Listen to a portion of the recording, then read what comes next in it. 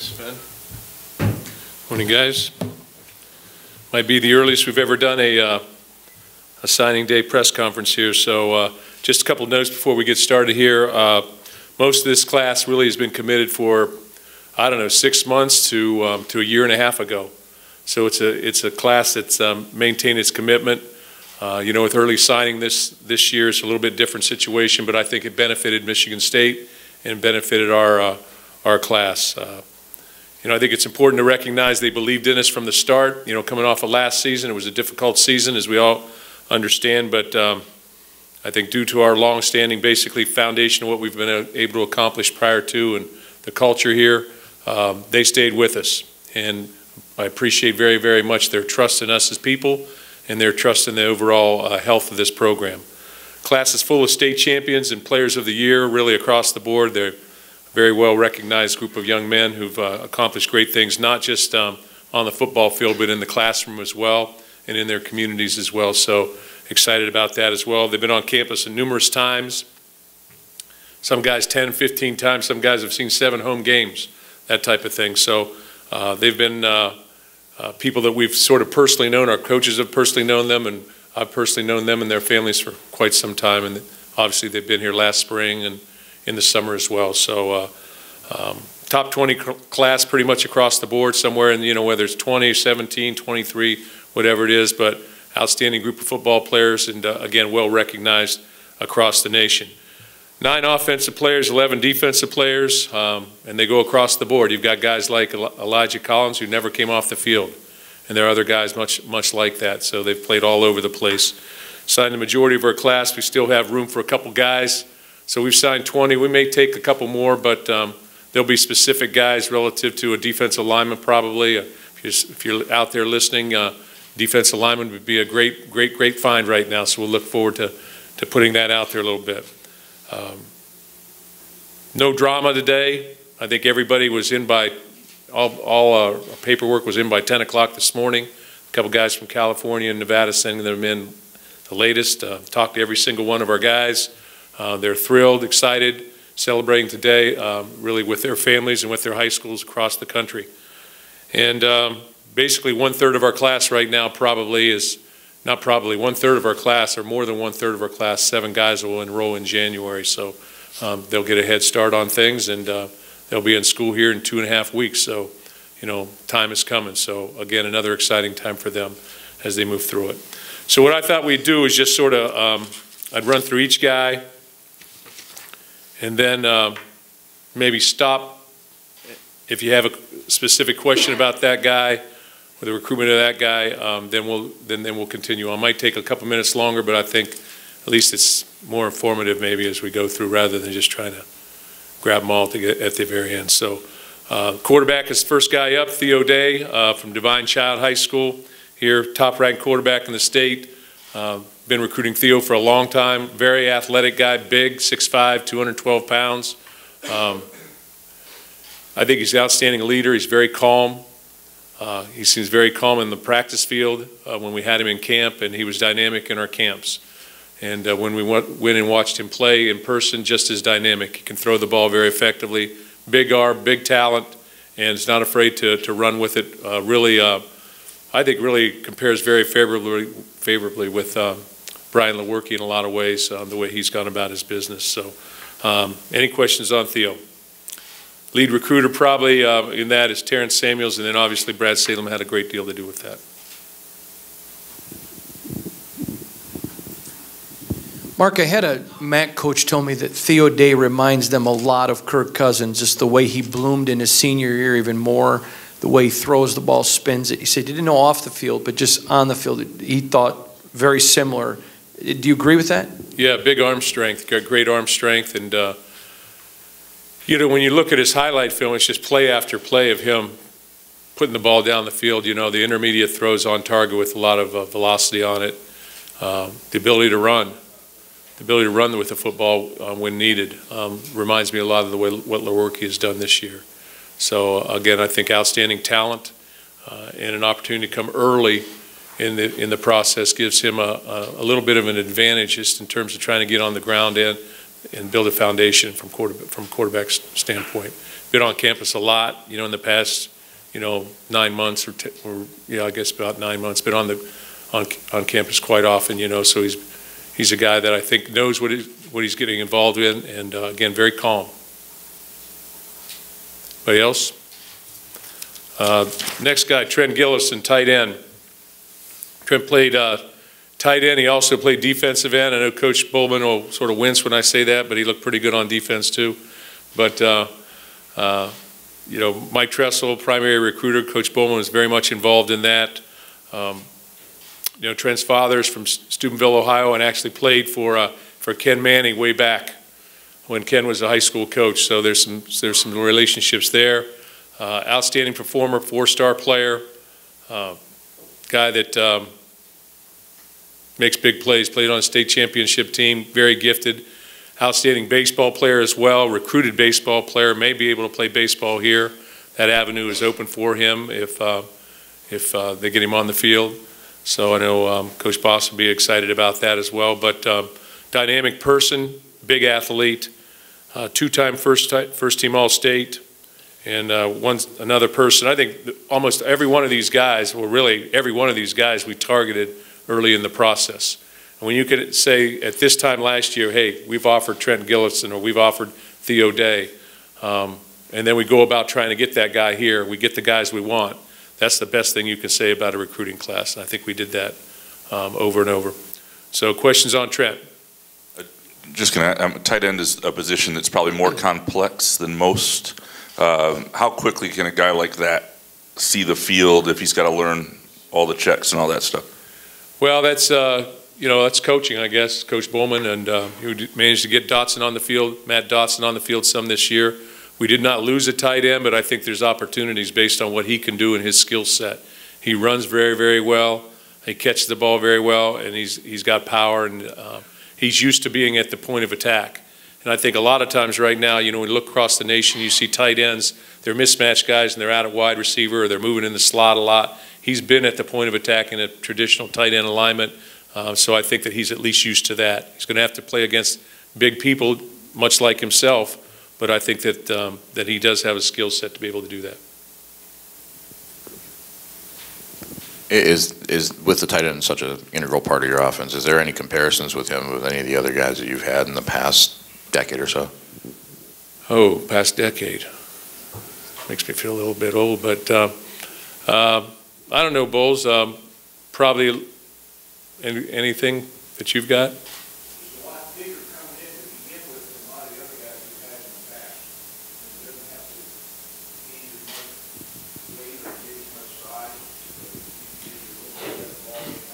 And I think the one thing that you can see, Matt Sokol came here, he was a quarterback. I learned how to be a tight end. And when Lyles came here, he was all over the place, quarterback, tailback, all these different positions. Matt Dotson was a traditional tight end, but I think that there's just a lot of opportunity with him being the athlete that he is. We're going to put the best players on the field, and it's going to be a competitive situation, but he'll find his way on the field. I think he's a ball player. Doesn't come off the field for them. We'll go to the offensive line right now. First guy up, Dimitri Douglas, early enrollee. Really looked the part in our camp. We offered him coming out of camp after an impressive performance. Came into camp, I remember, I think he long jumped very, very well. He was 280 pounds. I can't remember how many times he put up 225, but it was right around 20 times for a high school guy going into his high school senior year. He ran very well, and he was a guy that we looked at could possibly play at any of those positions up front. Outstanding student, another player that plays for a very good program in Saline High School, and 6'4", 285, and I think that he's going to be an outstanding player for us as well. Questions? Nobody wants to talk about the offensive lineman.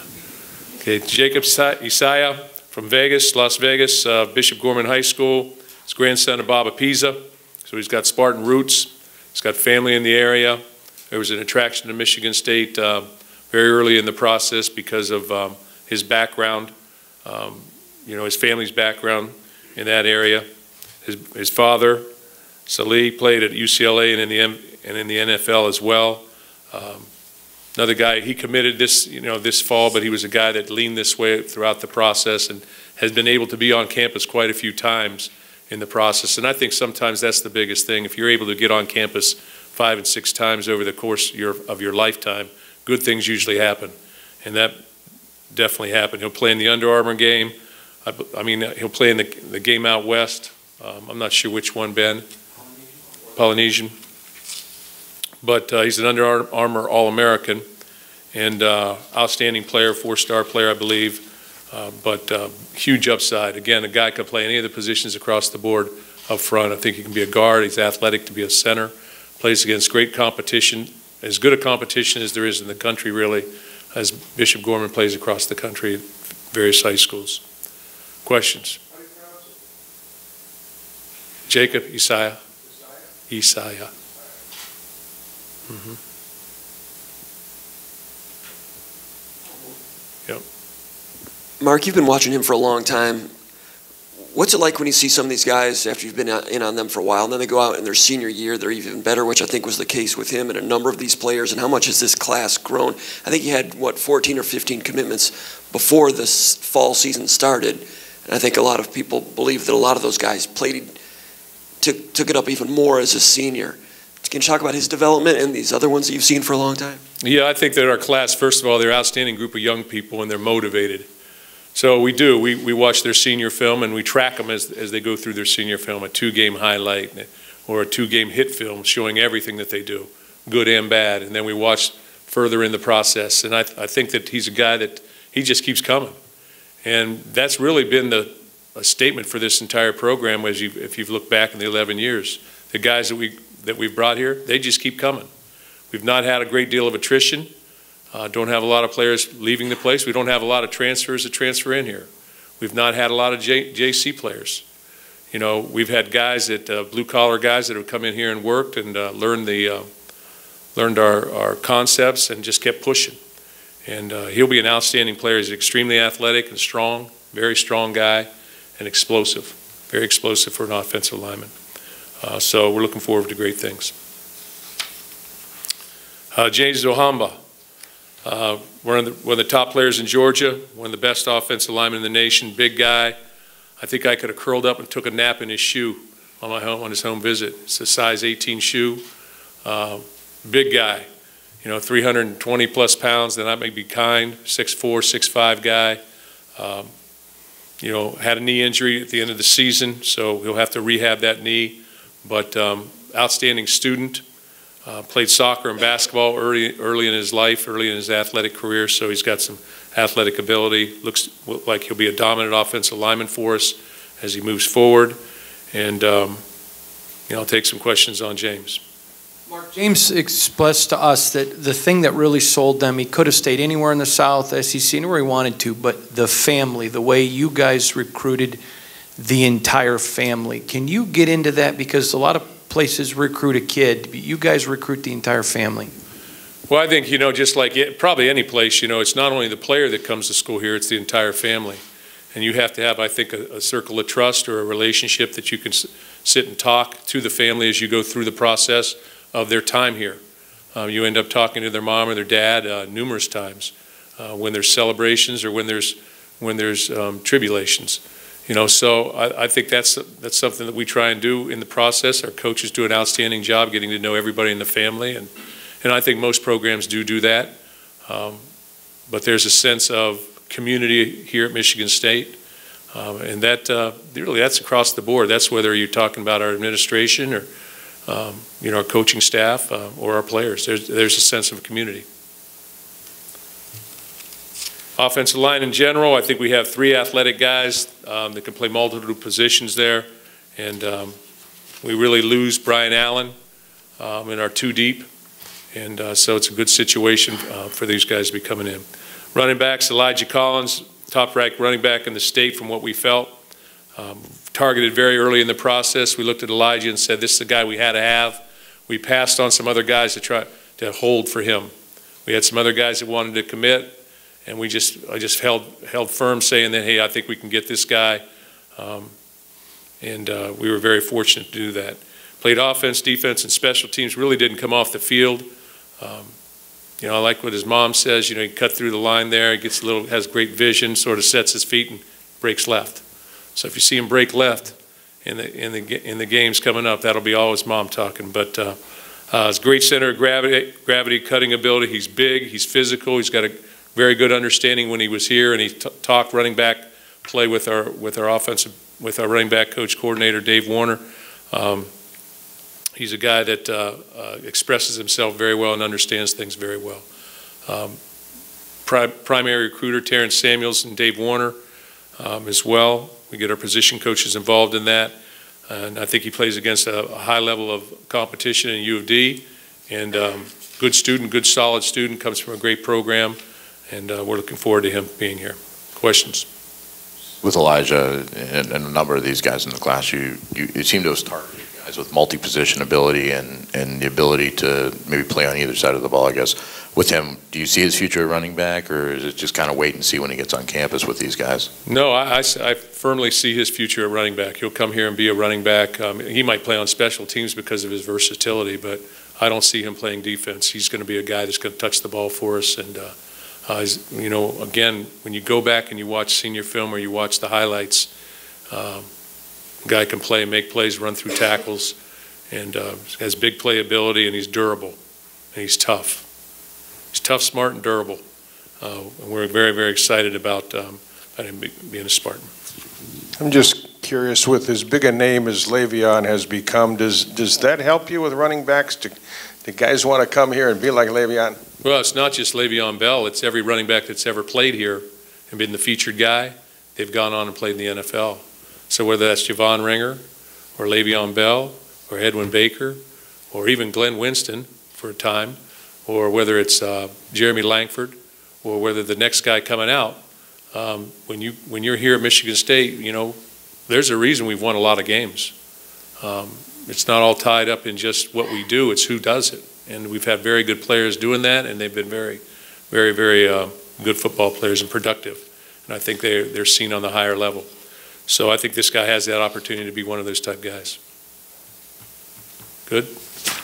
Ladarius Jefferson, Mr. Football in the state of Michigan, captain of the Free Press Dream Team, led Muskegon to a 14-0 record and state title, rushed for more than 2,000 yards, passed for 1,200. We recruited Ladarius as an athlete way back last year when he wasn't playing as much quarterback. He played a little bit. We offered him as a linebacker. He has the ability to play linebacker. There's no question about that. Watching him perform this season, and I watched so much film on him as the season continued with Sheldon White and myself, so much film coming to me. I really felt like he was too good of an athlete and could play too many positions. Ran for 2,000 yards, as we said, so he's definitely an athlete playing at quarterback. Thought he could be a running back. Felt like we needed to take 2 running backs in this class. Felt like we needed to maybe take a quarterback and a half in this class. You know, so he has the possibility of playing quarterback if that situation presents itself. He'll come in here as a tailback. If it runs out on him and on the offensive side of the ball, I know he can play on defense. He's recruited in a lot of ways, much like Le'Veon Bell was. Le'Veon came here with the idea of if he's not a running back, he could be a great linebacker, punt returner, and that type of thing. I think Ladarius fits into that. He's got great body lean. He's got very quick feet if you watch him on film. His running style is much like a tailback, runs through tackles, great hands. Guy touches the ball 220 times as a senior. You know, he's used to handling the football. Gives you a run pass guy, gives you a wildcat guy. There's just so many different things that he can do as a football player. And we were very, very excited. And he's another young man. We passed on some guys that had decommitted from other high-level programs that were very interested in coming to Michigan State in order to get this guy. Maintain that Ladarius Jefferson would be an outstanding player here. He's an outstanding student, and he's got great leadership ability. Questions? Good? With him, there's been some comparisons to T.J. Duckett in terms of what he did in high school versus what he can do at the college level. I guess, again, like Elijah, same question. Do you kind of get him on campus first and then see where he fits best? You know, he's coming as a tailback, and he'll be a tailback unless the numbers would present themselves with an injury or something at quarterback. I think he reminds me really, reminds me a lot of Troy Smith when I was at Ohio State. I mean, we took Troy Smith at the end of recruiting, the 17th or 18th or 19th or 20th guy, and said, well, he can be a tailback, he can maybe play wide receiver, he can maybe do this, he can maybe do that, but he ended up being a tremendous quarterback. But that's on him and that's on everybody else. But we're always going to play the best players, and I just think he's an extremely good football player, and I think he needs to touch the football. When you watch him on offense, he needs to touch the football. So right now he'll come in and touch that football at tailback, and I think that there's opportunity there for him to get involved pretty quickly. And again, an outstanding football player. He does so many different things that he can be accessible as anything on special teams or across the board. Mark, with that quarterback ability and the versatility, are there opportunities to use him creatively when you have a guy like Brian Lewerke who has decent legs himself? Are there a guy like that? I think there's opportunities in the future. He's guy's going to be a freshman, so he's got to learn the offense and everything. But he gives you an option dynamic in your offense if you ever want to do some of that. He's done it. He certainly can be a wildcat guy. He's done it. He has the ability to throw the football as a quarterback in high school. So you've got to figure that he can throw it some. And we've had great success here with guys that have played quarterback in high school and then come here and transition to other positions. Where there's been Cody White to some degree, but Tristan Jackson, whether it's been Keyshawn Martin, now those guys have all played wide receiver. They haven't been the running back, but this guy's a little bit more powerful. He's more polished in terms of running option and things of that nature. Mike Kressel, the lead recruiter on him, and again, it just came back to watching film over and over and over and saying the guy's too good. And again, I think we recruit to need here, and there was a need to have a second tailback. There was a need to have a fifth quarterback. He gives you a guy that can immediately go in there and do some of the different things we see so many opposing quarterbacks do, during the scout team or something if he's a redshirted freshman. And then you've got so many different things he can do on special teams, and then even as a defensive player. I mean, he can line up and do some different things. But that's way 2 years, 2.5 years down the line if things don't go well. I know that he can do that. But he's a very explosive player and gifted athlete. And I think he's been very well coached. Toughness. Julian Major, wide receivers. We'll get into wide receivers. Julian is early enrollee, very athletic, very smooth player, great hands, catch the ball fluidly. Penn Hills High School over in Pittsburgh, which is another great program over there. Type of player that can really stretch the field. Another guy that was targeted early in the process and committed, I think, sometime early fall or late summer. So he's maintained his commitment throughout. He'll be here early. Questions? Parks Gissinger, we're getting a defensive line. I must have missed a guy. Chavez. Let's see here. Chavez Alexander's another wide receiver. He's a quarterback. Hold on, guys. Chavez, 3-year starting quarterback at Sandusky High School. He came to camp. We recruited him as a wide receiver here. Long jump, I think 10-6 in camp. Caught the ball very fluidly. Made plays down the field. Gives you another guy that can throw a little bit from the wide receiver position maybe, or run it. Was primarily a dual threat quarterback in high school. Was a Mr. Football finalist. I think he finished third maybe in the voting maybe in Mr. Football in Ohio, Division III Offensive Player of the Year. He's a 4.125 grade point average guy. He's an engineering student. I think he's third or fourth in his class. He's an early enrollee. Again, another multifaceted athlete, big athletic, explosive, pretty much a little bit like Cody White in a lot of ways, coming out of high school. But I think Cody played much more wide receiver. Chavez did not take a snap at wide receiver this year, but in camp, he certainly looked the part and he caught the ball very, very well. And we offered him coming out of camp with his 40 time and the things he was able to do. Questions? Talked about Julian Parks-Gissinger from California, Chaminade Prep, another good program. Really was a young player. I mean, he just turned 17. I think he'll be 18 next August or something. Went out to watch him play in California. Coach Snyder, primary recruiter, along with Dave Warner, but Coach Snyder was out there and watched him. Very active, uses his hands very well, has very good pass rushing abilities. He's got a big frame guy. He's going to grow. Weighs 235 or 240 right now. Played tight end, a defensive end. But I think he's a big, raw athlete that's going to be play anywhere between 250 and 260, certainly, and another outstanding student in the classroom. Questions on Parks? Jacob Slade, first team All-State, played both offensive and defensive line, very athletic, high motor guy, 270-pound guy. Watched him in camp, very athletic, smooth, good punch, great energy, attention to detail. Mike Tressel's a recruiter. You know, Ron Burton and Mark Snyder obviously involved in that as well. But I think he's an outstanding football player. Everywhere you go, when you go down to recruit in Ohio, certain guys that everybody talks about, he's one of them. So very, very excited that Jacob is a Spartan. Questions?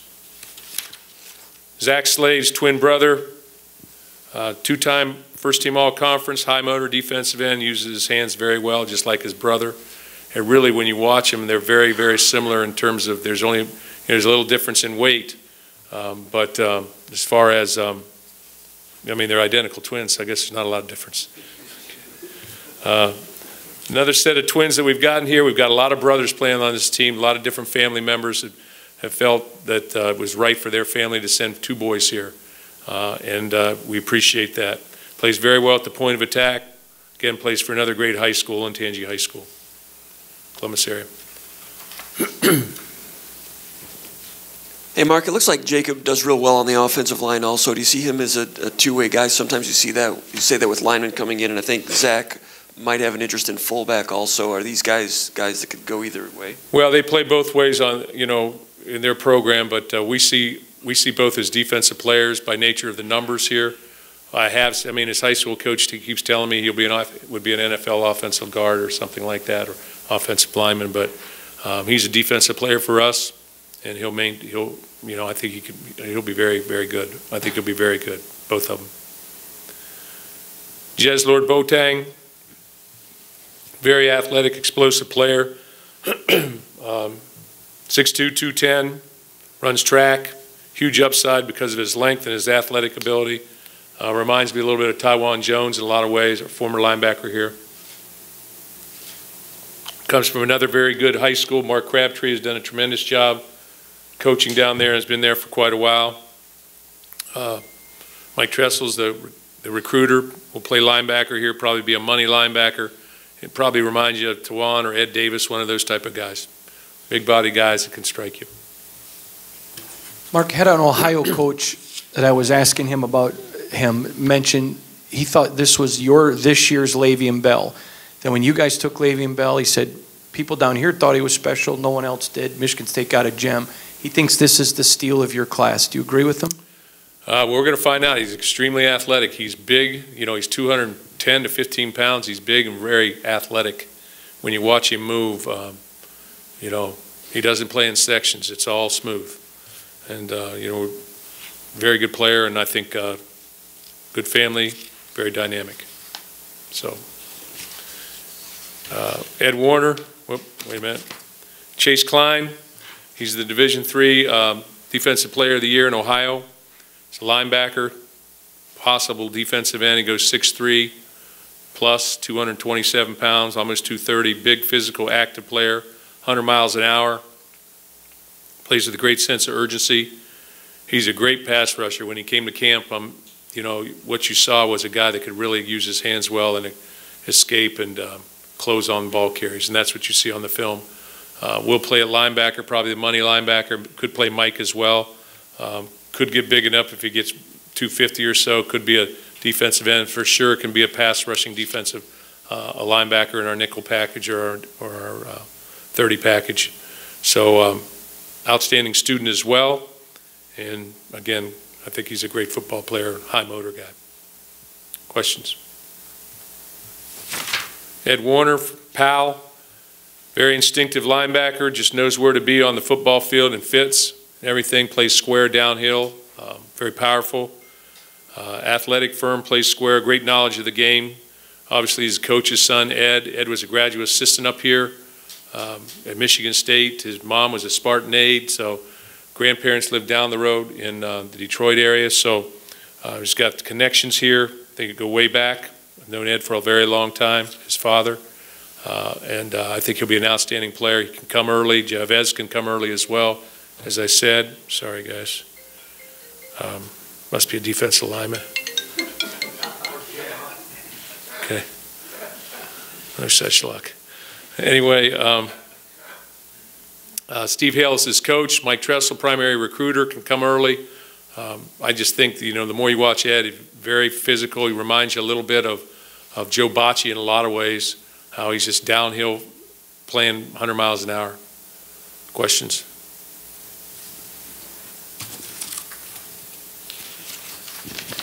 Okay. Get in the defensive backs. We'll finish up. Michael Dow, third Dow to come here. Be unique to try and get all three of those guys on the field at once maybe. He's played corner. He's played safety. Did a great job in camp here. He's got great foot scales and speed to play either position. He's got size. Could transition to an outside backer with his size if he gains another 20 pounds, 15, 20. He did very well in our camp. Judged the deep ball, had the ability to change direction, plays for an outstanding program in St. Ed, so they're going to play against some of the best competition in the nation. And great tackler, and I thought he was a great blitzer on the film as well. So he's a guy that's going to show up for us, I think, in a multitude of ways. But he'll come here as a safety right now, but very excited to have Michael. The lineage of brothers, not just him, but the Allens, the Bullas before them, the idea that a third would come and want to play for you, is that an affirmation of what the experiences guys are having, and how important is that when you see that? Yeah, I think that is an affirmation. I tell, when you send a child one place, one of your children's to a particular institution or school or wherever, and then you follow it with somebody else, and then you follow it again, I think there is affirmation that their sons are being treated consistently and fairly, and that, hey, they're either playing or they're not playing. That's on them, but they have opportunities, and they're in a good situation, that they're around good people. So we've been blessed with a lot of families putting their trust in us to coach their sons, and some of them more than once. And for example, I think the Bullas, Byron will be a senior this next year, and I think Max came in 2010. So they've had almost 9 years of them playing here. So that's a statement. Along those lines, and I was going to ask you about this with the Slades as well, but when you're recruiting brothers, when you already have those family ties that are established, how does that help, I guess, accelerate the recruiting process for you guys as coaches? Well, I always tell our players that we're recruiting, to try and find the truth behind every curtain, behind every program. Look deep into that program, look deep into our program, and try and find the truth. And we try and deal with the truth here. We do deal with the truth. But when you have a brother who has played here, they know the ups and the downs of the program. They know the positives, the negatives, but they do know the truth. So they know what they're getting into right from the start, and there's a sense of I don't know, there's a little bit of a sense of this is what it is, this is where you're going, this is the work you have to do. So it's pretty laid out for them, and I think that's a positive. And there are no surprises. So I think that's been a positive, and if every recruit out there can know what he's getting into when he gets to the school, I think he's a lot farther ahead. Kalen Gervin. Kalen's the #1 ranked player in the state of Michigan by a lot of the recruiting services, Free Press Dream Team, Under Armour All-American. He'll play in that game down there. He's an early enrollee. Really has all the makings of a great corner. in skill set. He shows great change of direction, can really roll over and flip his hips and come back to you. Makes very tight cuts, has the ability to flip his hips and run. I think he's an outstanding tackler. We offered him off a junior, when he was a junior. Another guy that we said, hey, let's try and get this guy. Had major visits that he went on across the country. I think that he's a guy that'll have an opportunity to play pretty quick. But I think he's a dynamic player and very excited to have him. Questions? Is he a return guy too? I don't think he's a return guy, but no. Mark, to get a guy from Detroit like that, but also Cas Tech, given the events of the last 6 months, is that important for the program to go right back in there and have a guy of his caliber and pedigree from there? Yeah, we've always been welcomed by Coach Wilcher into Cas Tech every year since we've ever been here, and they do a great job of turning out players, and he's done a great job with defensive backs. He's a defensive back coach by trade, and has done an outstanding job with them. So they come here pretty skilled. Their skill set as far as everything, all the goings on, everybody's treated separately and equally, and we make decisions on people. And Kalen's a great young man, and prior to committing, he sent me a picture of him when he was in the 7th grade, of him in a Spartan jersey standing beside me in the 7th grade, talking about, dreams are going to come true. So, that was something that he'd been dreaming about for a long time, obviously, and it's exciting when you see people's dreams come true. Just he's another early enroll guy, is that right? Early enroll. And you said about 7, is that right? And we have 7. And how do you, and just kind of as a broad overview with that, how does that work with those guys coming in with so many guys returning this next year? Yeah, because your seniors graduate, you're allowed to have 85 on scholarship at once. So our seniors are graduating, so we had the numbers to be able to put them in there. But as far as early enrollees, I've always sort of left it up to the individual player if he's able to do it, first of all, from an academic standpoint. All these guys are excellent students. And then, I just think it takes a certain amount of discipline and maturity if you're going to come early, because you're going to get hit right in the face with things immediate. School, socially, football. There is no transition time like our freshmen usually get. So they're sort of thrown in there, and they got to weather the storm a little bit. But, they come out of that storm, they're pretty good football players, and they've had an opportunity to at least set a foundation under them for the fall camp. Yeah. I think it was back in August, Cas Tech played Pickerington Central. You had 2 commitments for Pickerington Central. You were trying to get him and some juniors and so forth. How unique was it to watch that film and to use that as evaluation, to see offer guys go against offer guys, or offer guys against maybe offer guys? Was that game unique this year in that way? Yeah, it was, and it's not just those guys. Both those teams had a lot of players that are going to be recruited next year by major colleges, and then also were recruited this year or going to major colleges. So there's a lot of competition on that film, and actually our guys from Pick Central, Xavier, actually told us, hey, you got to get Gervin. He's a great player, and helped recruit him. Next guy up, Xavier Henderson, 4-star player, ranked as one of the top players and defensive backs in the nation, 2-time Columbus Dispatch Defensive Player of the Year. He's named co-Defensive Player of the Year in the state of Ohio. In Big School Division, he's an early enrollee. He committed to us his junior year, in September of his junior year, and really stayed with us throughout the entire process. Came to camp, was phenomenal, just big, physical, could really run, catch the football, could play wide out. He's played, gains 130 yards in the championship game playing tailback. Outstanding tackler. I think he had 11 picks as well.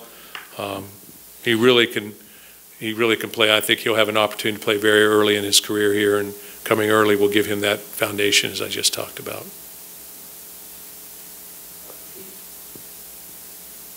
He committed like 15 months ago or so, yeah. And I don't think he ever wavered. How strong was it for you guys, important was it for you guys to get Henderson and Gillis and a couple of 4-star Ohio guys right off the bat after coming off last year?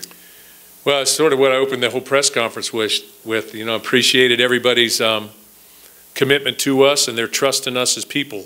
we had a tough year last year. We had other things going on in the off season, and they maintained their commitment. They maintained their belief in us as people.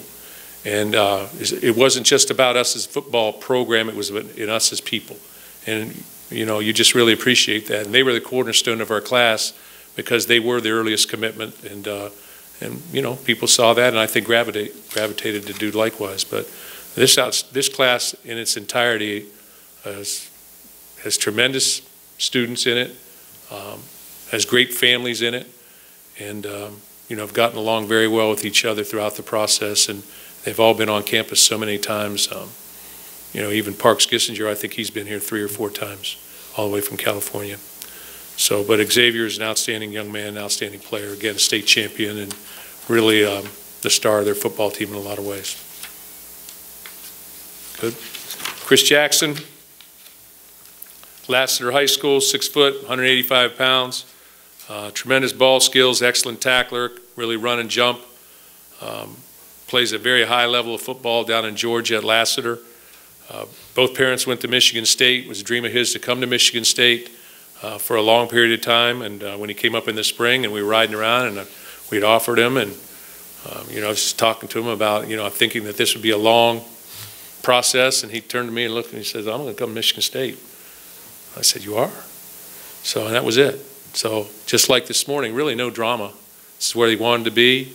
This is the time period of his life he wanted to be at Michigan State, and he's an outstanding player. He could play the front side safety, and he could also play corner. He's an extremely skilled player. He's been playing against excellent competition.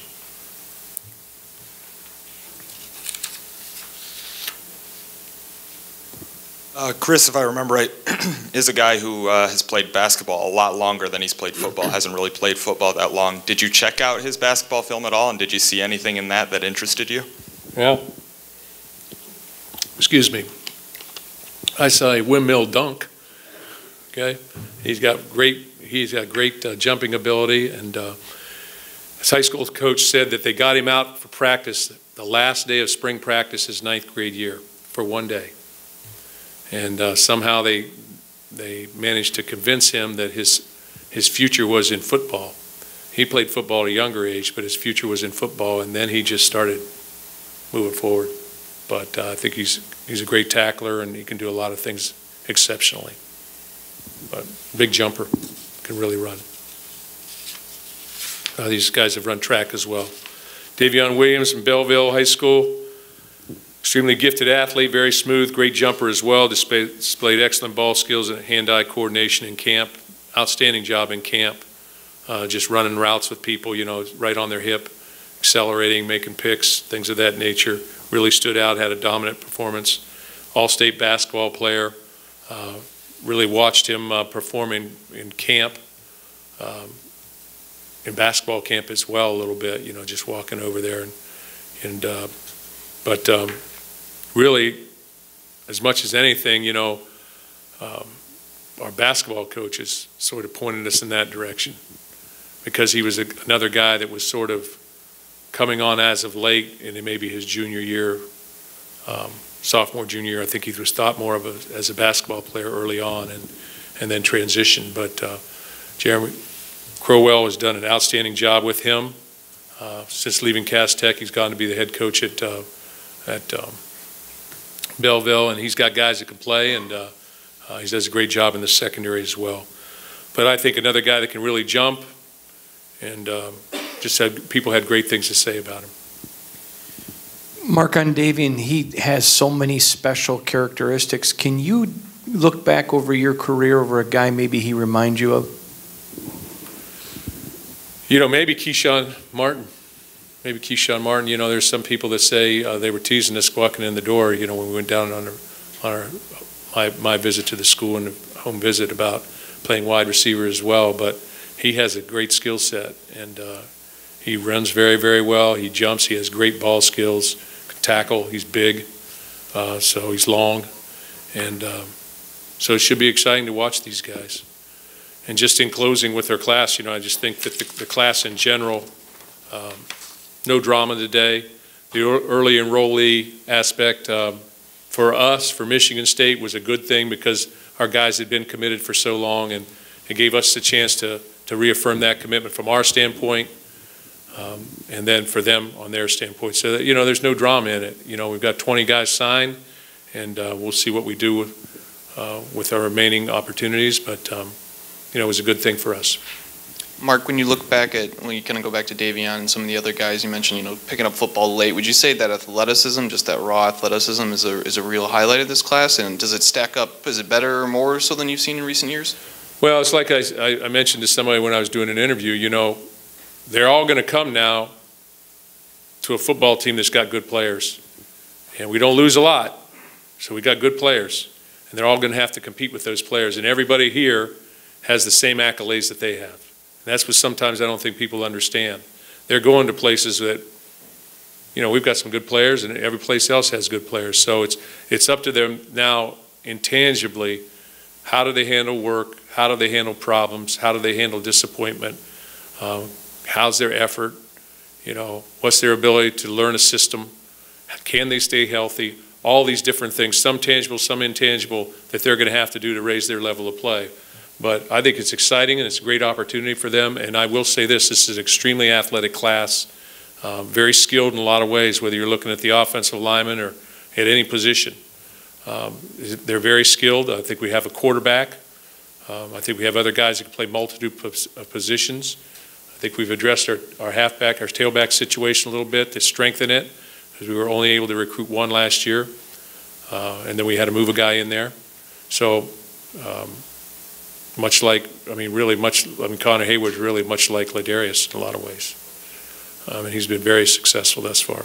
So all these things are in order, and it's up to them to get to work and for us to get to work and find a place for them to play. But again, I go back to what I said, a lot of times you don't see the fruits of your labor until a year and a half into their program. You see them come as redshirt freshmen or start to play as sophomores even.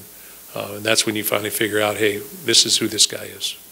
I want to ask you about expectations. In your first 11 years, this one was the outlier where so many true freshmen played. But as we continued to talk with these guys, they kept mentioning, boy, 13 guys have played, like their expectation is 13 can out of this class. Do you have to temper that a little bit? Because last year was the exception, not the rule. Well, I don't want to temper that because we're going to provide competition. And I can tell you that athletically, when you look at them athletically, again, what I just said, they measure up pretty well. Now, that's when they're playing against their guys. When they come in here, they got to measure up athletically to these guys here, and then they have to be able to do the things, the learning and staying healthy and pushing through issues. So that's all a part of it too. But I think we can get them there. Coach, you said you had a number of players that you had to turn away in order to hold spots for a couple of other guys. What does that say about the interest of players in this program as well as the program's prestige, especially after a year like 3-9? Yeah, as the season progressed, we weren't a 3-9 team anymore. We were a 9-3 team, or we were a 7-2, or along the way as we hit November, when so many of the different things started happening on the recruiting landscape. We were 8-2 or something like that. So there was a lot of interest. We've climbed back into the top 20, which is where we should be, and a lot of good things have happened. When you look at our you ask why these things have happened, again, and we keep asking that, we've had great leadership administratively. Mark Hollis has done a great job. Luanna Simon has done a great job just staying the course, just being steady. And our coaches and what they've been able to accomplish and gone through to be able to correct situations, all these things, it's all involved and all interwoven to be successful. I got two, one at a time. Do you like the early signing, and does it allow you and your staff to, the hay's in the barn, now you go to the bowl game in the off season. Do you like this? I do like it. I like it because it gives you an opportunity to say, we're committed to this individual. If you're not, then you better pull out early so they have opportunities. You don't pull out late. And then it also does that for the player. If they're going to pull, if they don't sign today, they're not committed, or they have an issue. They may have an issue, or they may not just have their mind made up. Maybe they're committed, but they're not, their mind really isn't made up. So there's a lot that goes into this, but from my standpoint, from our standpoint here at Michigan State, it works. It worked this year. Does it work every year? You know, it just depends on the individual you're recruiting and the time frame. And maybe the time frame changes a little bit because the recruiting clock is going to change this year. But for last year, the way things went down and everything with all the commitments in the summer, which has traditionally happened here probably in the last 5 or 6 years, it worked for us. It works for this class, and I'm really excited about it. Hey, work's never done. We'll start focusing on 2019 and finishing out this class. But I feel like we have the basis and the foundation of the class, and it's pretty much all squared away. Basketball and football are different animals, but you got more numbers here. But Tom Izzo's recruiting theory has always been, I want people that are dying to be here. Yeah. Do you like that? Do you go by that? Yeah, we have. We traditionally have recruited guys. You know, we're in Georgia some, we're in Florida a little bit, not as much, or Georgia, Texas some, but predominantly we're in the Midwest. You know, we're in Chicago and Michigan and Ohio and Pennsylvania some. And you're recruiting players that you've seen in camp. You're recruiting players that you've seen play personally, that have been on campus and you've gotten to know a little bit. And I think there's an advantage to doing that. And there's also an advantage for them having their families relatively close to here because they have support and they could see them play. So that's what we've traditionally done. You get the best player in Michigan or the best player in Ohio by somebody's standards, you're getting good players. And now what we have to do is develop them, and that's now.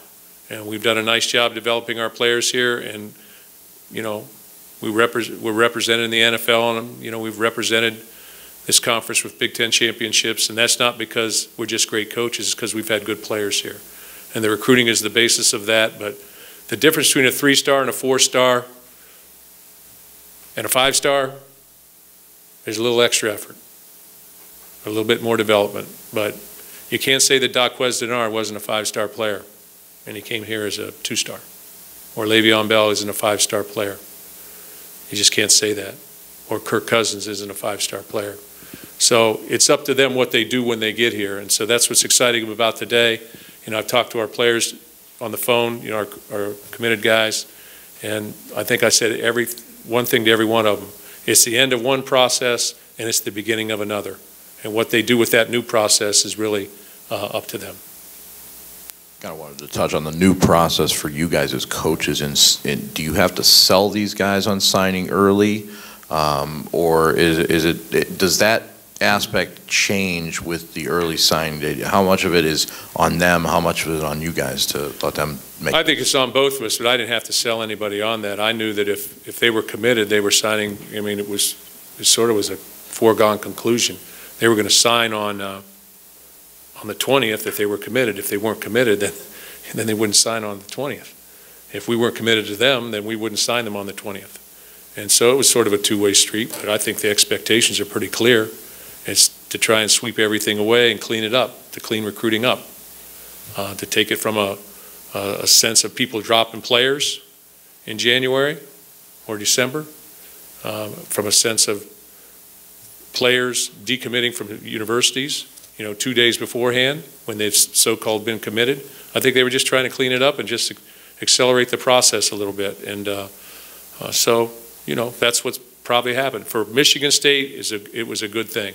I can't speak for other programs, but for Michigan State, it was a good thing this year, and it allows us to sort of refocus on our needs, our current needs, and our future needs, and our future team. It allows us to focus not just on those recruiting aspects, but our current team as well. Real quick, do you expect anything more in the next 2 days? No, I don't. I think it's a longer process now. The guys that are still left out there will sign in February, and we'll recruit those as such. I wanted to ask you about the rule change allowing earlier official visits in the spring. Do you think that's a good thing to allow kids who might not have the means to get up here to get here earlier, or does that maybe speed up the recruiting process a little too much? You know, I don't have an answer for that one right now, so I have to experience that as we go through it, but it does allow people to come up on campus, but you know, I just don't know how that's all going to sort out. I don't really see that as a way to make it earlier commitments. I think people got to get on campus once or twice, but who knows? You know, that's a new one on me. But you know, we've just experienced this, and right now this was a positive for us, at least this year. We'll see how it shakes out next year. The 13 true freshmen you played this year, how much of that is a selling point when you go out and recruit these kids to, you know, there's the proof that if you're the best guy you got, you're going to get a chance to play? Yeah, I think Coach Barnett has it in his meeting room written on the board or someplace. I'm sure many of our other coaches do too. Best players play. And I will say this, we're always trying to get better. I mean, that's the nature of it. You're always trying to take one step further. If you can win 9 games, you want to win 10, as evidenced by this year. If you can win 10, you want to win 11. When we won 12, we wish we would have won 13.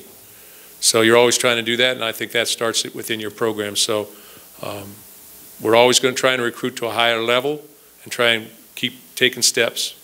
And I think this class did that, but their challenges await them as they come here. Mark, you mentioned the photo with Kalon when he was 7 years old being with you. 7th grade. 7th grade. For some of these guys, they probably remember you for so long now, especially the guys in the state. Did you sense that as kind of as an advantage for you? I mean, these guys can think back, you know, to when they were in middle school and you were still a coach here. Yeah, Michigan State's been pretty good over the last 10 years.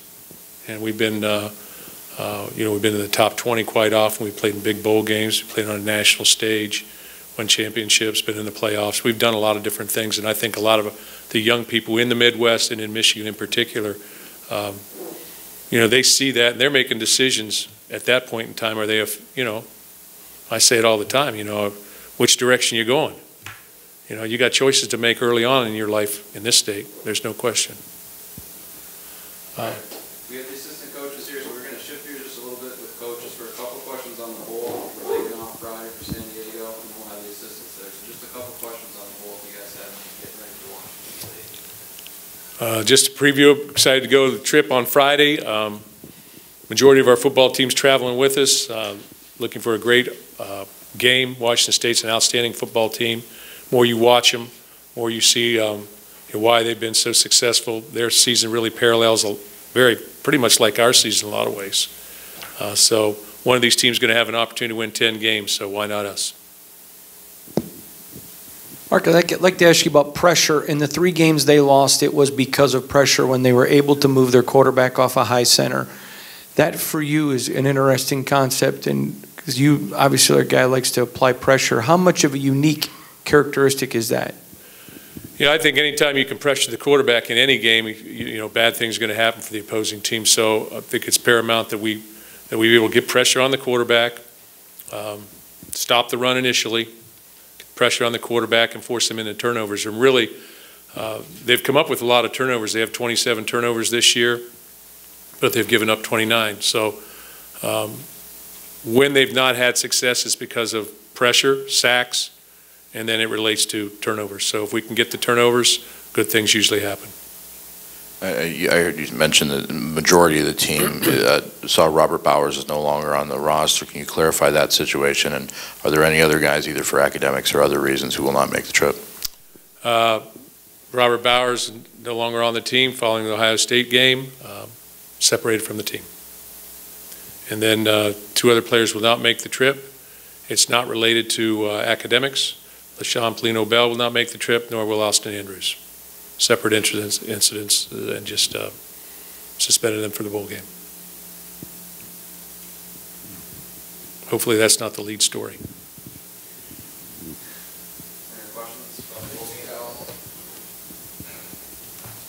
Mark, you've been a part of a lot of wins and losses in bowl games, and I remember after the Alabama game, sort of a therapy session you had for yourself up there. The impact of winning and losing this game coming up as it pertains to the feeling in the program in January and February. Can you get into that a little bit?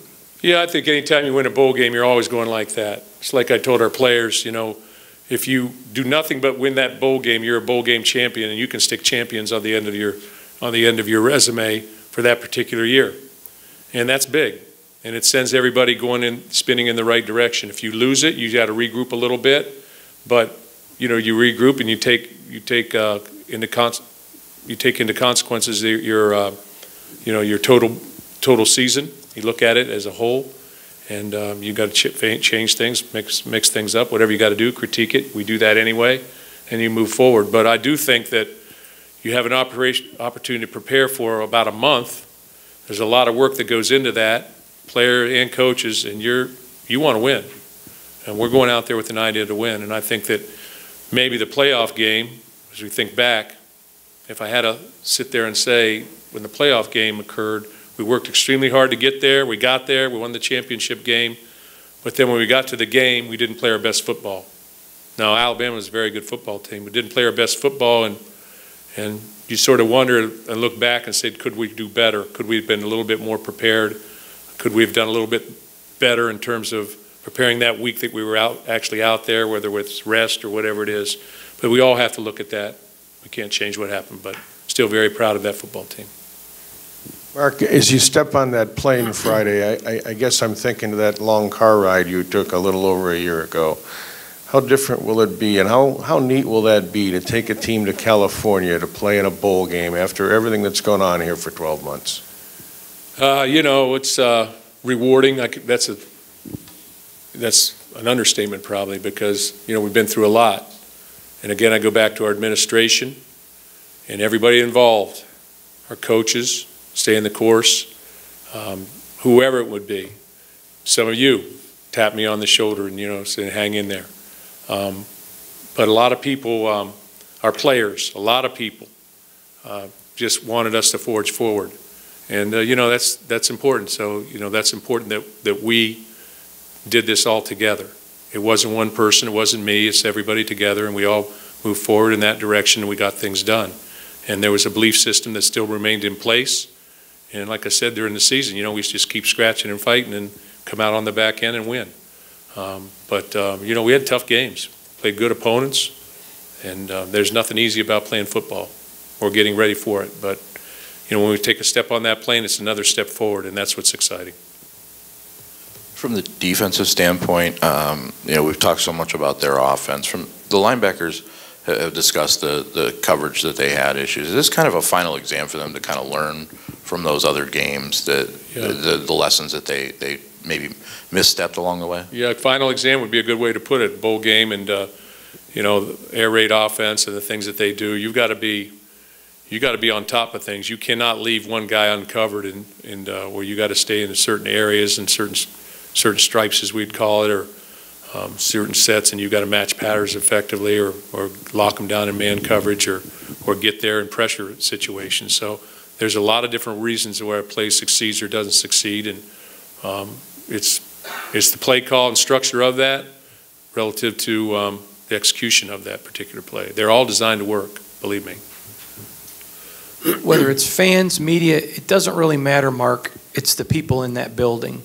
And I know you like to defer comments about yourself, but I'm going to put you on the spot. Every one of your kids, from freshmen to seniors, have talked about this bowl game and what it meant for them to give this to you. Chris Fry said the other day when someone asked him about his senior year ending right, he said he was more proud of doing this for you. To have that respect of a group of young people, to have that kind of reverence from them, what does that mean to hold that? Because I know you don't take it lightly. No, I don't take it lightly, and that's why you coach. That's why you continue to coach, because you have an obligation to your players, and it comes back to you. And I keep talking about that first goal, that relationship goal. I think if you have that, then you give to them and it comes back to you. And there's nothing more rewarding than your players coming back and seeing you, or seeing our coaches, stopping in and seeing, Max Bulla was in, Josiah Price was in this past week, seeing those guys come back and remain a part of your life. And to hear Chris say that is, again, it's very rewarding. But we've tried to do things right here as a program, and we've built into our players. And we consistently build into our players every single day and tell them that they can do this and that they're the best. And, they've proven it time and time again on the field. So it's an opportunity. My obligation is let's get 10 for our seniors. So it's right back to them. Let's get 10 for all the players and all the people that have gone through the things that they've gone through this past year. Let's put an exclamation point on the end of this season. So that's what we're going to attempt to do. Mark, is this a time when you start experimenting a little with moving players around a little bit, or is that something you put off till spring and put more focus on getting that 10th win? Yeah, we've done that a little bit with some younger players, maybe slide them over to a different position to see how they perform a little bit, to say, hey, you know, can this guy play this position? Can that guy play that position? But nothing really relative to the bowl game itself. So we're back to business, and you know, we've done that a little bit, but more in terms of in individual drills and drills, not so much in team settings. Guys, good? Okay, go green. Thanks.